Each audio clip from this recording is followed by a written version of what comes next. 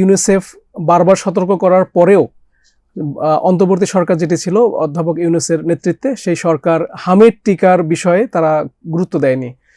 এই বিষয়ে আমাদের প্রতিবেদন করেছেন আমাদের নিজস্ব প্রতিবেদক আলামিন সাদমান আজকে একটা প্রেস ব্রিফিং করেছে ইউনিসেফ, যেটা শুনলাম, এবং তারা কিছু দাবি করেছে যে দাবিগুলো খুব ভয়ানক। আমাদের জানেন যে আমাদের শত শত শিশু মারা যাচ্ছে হামের কারণে। আসলে কি ফাইন্ডিংস ওখানে? আসলে যদি স্টার্ট করি তাহলে হচ্ছে তারা বলেছেন যে তারা অন্তর্বর্তীকালীন সরকারকে হেলথ অ্যাডভাইজারকে ইউনিসেফের বাংলাদেশ রিপ্রেজেন্টেটিভ রানা ফ্লাওয়ার্স এবং তার সহকর্মীরা, ইউনিসেফের সহকর্মীরা, তারা 5-6 বার চিঠি দিয়েছে 2024-এর শেষ থেকে শুরু করে 2026-এর শুরু পর্যন্ত, মানে ইন্টারিম গভর্নমেন্টের যে পিরিয়ড ওই টাইমটাতে। চিঠি দিয়ে তারা কি বলেছে?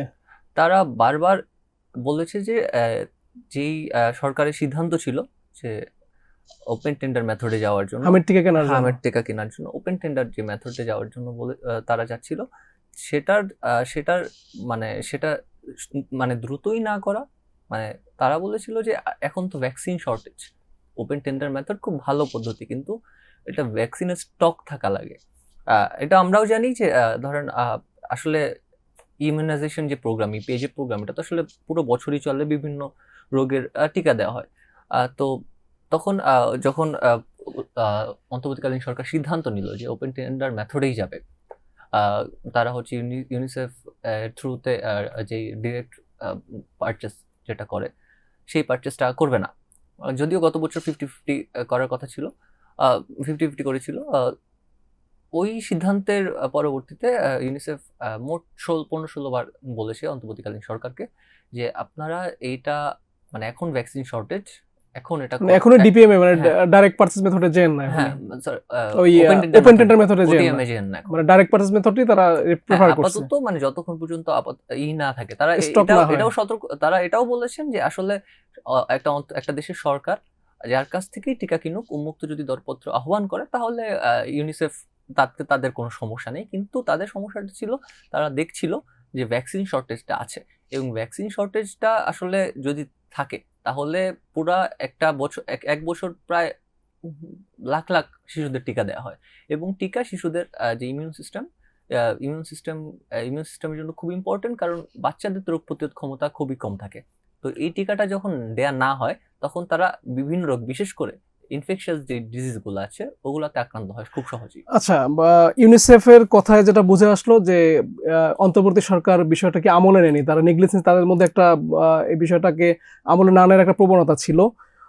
তারা সেক্ষেত্রে কি তারাও তো প্রেস ব্রিফিং করে এটা বলতে পারতো যে যেহেতু সরকার এই বিষয়টা নিচ্ছে না, এই বিষয়টা একটা বিষয়। আর একটা বিষয় হলো বর্তমান সরকার যেভাবে স্টেপগুলো নিচ্ছে এই হামের প্রকোপ মেটানোর জন্য, সেটা কি তারা পর্যাপ্ত মনে করছে? হ্যাঁ, ইউনিসেফ হচ্ছে বর্তমান সরকারের যেই ভ্যাকসিনেশন যে ক্যাম্পেইন, সেটাকে অনেক বড় সাকসেস হিসেবে দেখছে। তারা দেখছে আসলে যে এত কম সময় এত বেশি পরিমাণে যে টিকা, এটা আসলে তাদের থ্রুতেই এটা যদিও আনা হয়েছে, তাও এটা খুবই রেকর্ড টাইমে করা হয়েছে, এবং তারা এটাকে খুবই প্রশংসা করেছেন। তারা শুধু বলেছেন যে হসপিটালগুলোতে যে মিজলসের যে ওই ওয়ার্ডের কথা তারা বলেছেন যে ইনফেকশাস ডিজিজ যেহেতু, আইসোলেশন যদি ঠিকভাবে করা না হয় তাহলে এটা আসলে 20টা শিশু পর্যন্ত ছড়িয়ে পড়তে পারে। তো তারা ওই জায়গাটায় শুধু একটু সতর্ক করেছে যে ওই জায়গাটা যদি হাসপাতাল কর্তৃপক্ষ, ডিজিএইচএস অথবা সরকার গভর্নমেন্ট থেকে তারা যদি একটু কাজ করে, ওই জায়গাটা তারা ফ্ল্যাগ করেছে। আচ্ছা, এই হামের টিকার কি এখন পর্যাপ্ত মজুদ আছে এই মুহূর্তে? হ্যাঁ, এই মুহূর্তে হচ্ছে সরকার এবং ইউনিসেফ, আজকে ইউনিসেফও বলেছে যে হ্যাঁ, এখন যা স্টকে আছে তা মোটামুটি একদম সার্টেইন। শুধু হামের না, অন্যান্য যে টিকাগুলো আছে, প্রায় 6টা টিকা তো কিছুদিন আগেও 10টা টিকা তো কিছুদিন আগেও আনা হয়েছে। আর চালানের মাধ্যমে আসছে, প্রতিদিনই আসছে, প্রতিনিয়তই আসছে। এবং সেপ্টেম্বরের মাঝখানে পুরা বছরের যে টিকা, সেই টিকা সবগুলো আসবে বলে তারা বলছেন।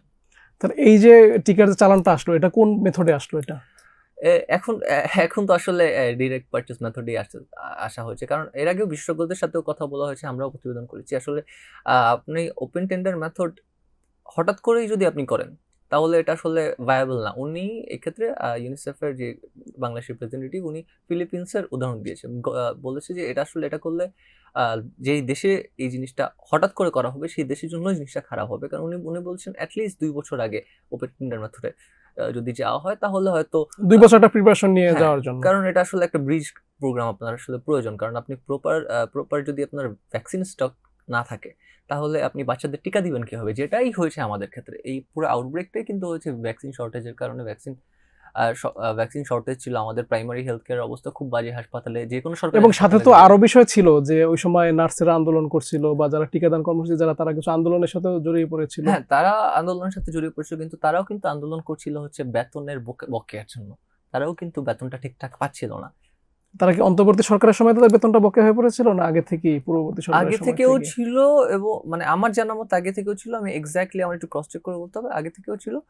এবং তারা রানিংও পাচ্ছিল না আসলে, পোর্টারদের বেতন বন্ধ ছিল। এবং এখনো মানে এখনো তারা কিছুদিন আগেও স্বাস্থ্য মন্ত্রণালয়ের তাদের একটা মিটিং হয়েছে। স্বাস্থ্যমন্ত্রী জানিয়েছেন যে এই সমস্যাটা সমাধানের জন্য তারা খুবই গুরুত্ব দিচ্ছেন আর কি। জি কিন্তু এখন রুটিন ইমিউনাইজেশন চলছে, মানে ক্যাম্পেইনটা চলছে। জি, ধন্যবাদ আপনাকে। ধন্যবাদ।